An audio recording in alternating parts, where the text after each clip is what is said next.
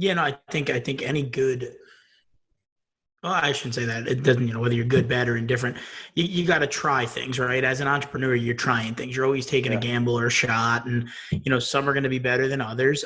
You just hope that the bad ones you figure out quickly. You don't want to be, you don't want to be 10 years in to realize that it's not working, and you have to unwind so much stuff. So um but yeah, no, I mean, we, myself in particular, I've done, I started, fixing, flipping, buying tax deeds, and I always did it by myself as sort of the only one. And then I always realized that partners going to help you scale and scale quicker.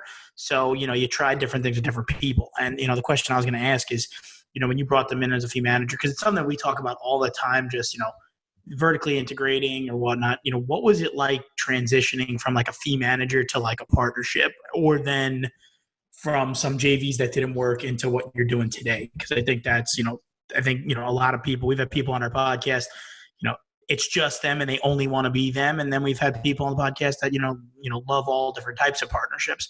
But what can you talk about, firing the first manager, bringing them in, and then, what did you see with them 5 deals later that a partnership, developed, and then where it is today, that transition?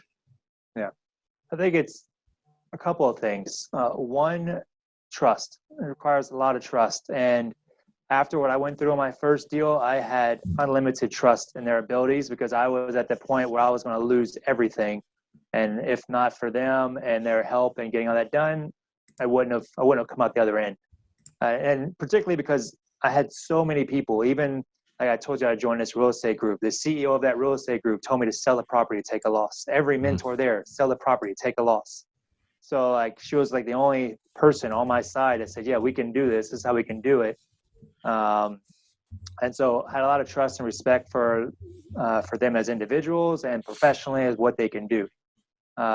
The other thing I would say is you got to know what you bring to the table. You got to know what your expertise is and the value that you're bringing, and know the value that they bring as well. And part of the issue that we had, and we've gotten past it, but sometimes I'll still come back, is that I tend to get into operations when I need to stay out. And because I have ideas, we're entrepreneurs, we all have these great ideas. We see things, we hear podcasts of other guys doing different things. So you have conversations and you say, hey, what about this? What about that? And so and it's all with, respect and everything. But you got to understand that, from my perspective, like my two partners have been doing this for 30 years. And so there's a lot of stuff, to their credit, that they know what's going on. And there's a lot about real estate that is going to stay the same no matter what. But then I'm always there pushing them, because there's a lot of evolution going on, a lot of change in the industry that's happening. And so one of the downsides you'll have to having a very experienced partner is they're going to have a tendency to want to stay and do things the same way they've been doing them for the past 30 years. So you're going to have that constant kind of friction and rub. And the thing is, when you have those rubs and you have those breakout fights and whatnot, is, just keep it controllable. I mean, because we've had some pretty big arguments over the years, and we always take some time apart and we come back together and we reconvene to help get through it. But I think the reason we come back together is because of how much trust and faith we have in each other, and we know everybody in the position. Everybody's coming from a good place whenever they're making recommendations, or nobody has any bad will towards each other, and everybody in our group has a lot of respect for what the other person is saying. So I think when you have those kind of ingredients for a partnership, it'll help you bridge the gap with operations. But if you're a syndicator and you don't have a lot of trust in your operations folks, then that's going to be bad. Yeah, it's going to be hard for you to believe them and everything.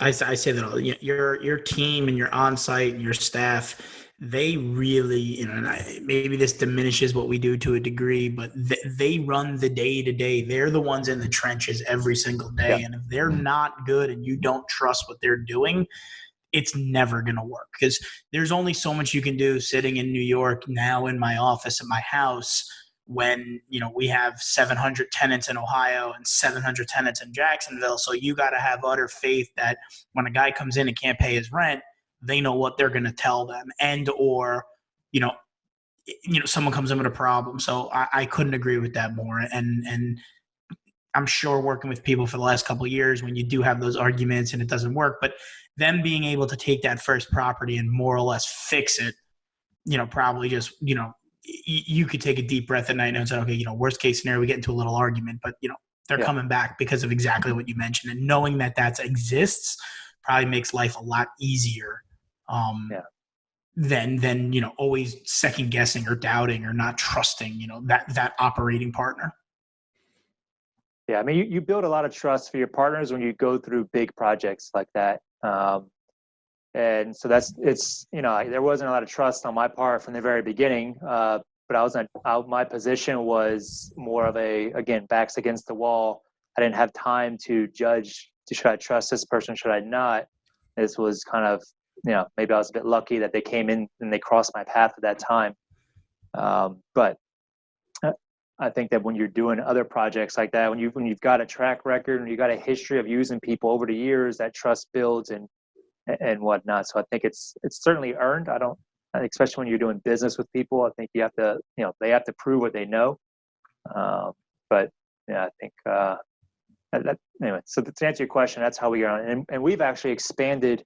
So in addition to operations, back in January, just a few months ago, we added a construction division. So we now have Triar Construction for a similar situation. So we've been using the same GC for 4 years now, and he's done amazing work for us. But predominantly, he's been mostly single family. He's got a couple of multifamily guys he works for, like myself, but he doesn't really market that side of the business.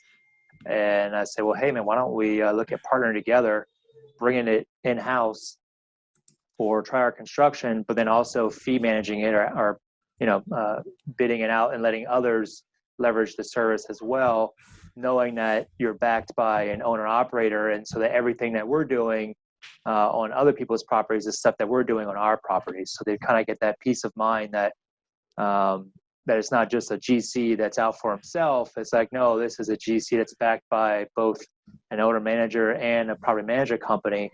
And that's kind of what we bring, the total package that we bring to other operators when they're doing stuff in the Houston market is, if they want to do a big value add and they're a single syndicator, we can say, look, we'll do the operations and we'll do the construction for you. So that way, you've got a seamless communication between the person managing the property and the person doing the renovation. I mean, they're literally offices are right next to each other here. So it's played out well for us because my background's doing these big value adds. We're currently doing a 37,000 per door value add and over 220 units, so 8.3 million. Just a massive rehab.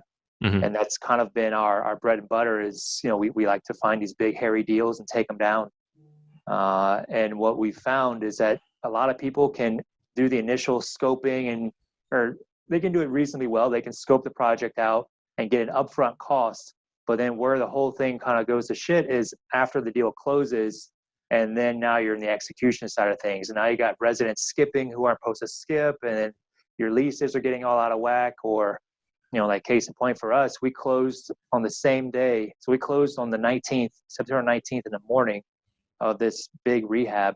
And then that evening, the after effects of Hurricane Imelda had flown through. It hit Corpus Christi, and we just got a heavy band of rain and flooded the street. We got we got 1 to 3 inches of rain and 220 units on the day we closed. That wasn't part of the plan. So we lost 10% of our units right out of the gate. And so it was situations like that where, we get punched in the mouth right out of the gate, that you have to kind of decide and where your execution abilities really kind of showcase themselves. So we absorbed it, did fine. But I find that's where I find most of the mistakes, I guess, on value add happen, is the execution side, the post-closing side of the equation, which can really make or break a deal.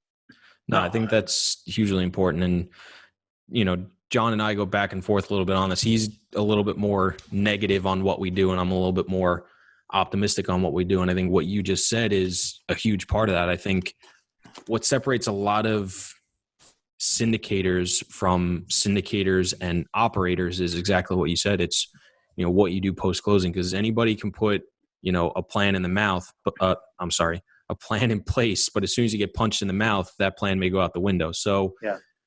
You gotta, have a good plan going into it, but you also have to have, the knowledge, the flexibility, the foresight to be able to anticipate problems, take care of them before they become big problems. And then, as soon as they become problems, have the ability to shift capital or shift operations or shift people. And, a lot of people don't want to go over budget if they have to take care of problems. And, that may be the best decision you could ever make, is to spend money or spend money on something else. We're doing that, on a project in Jacksonville right now where, we had to shift capital around to take care of problems we didn't think was going to be that big of a deal.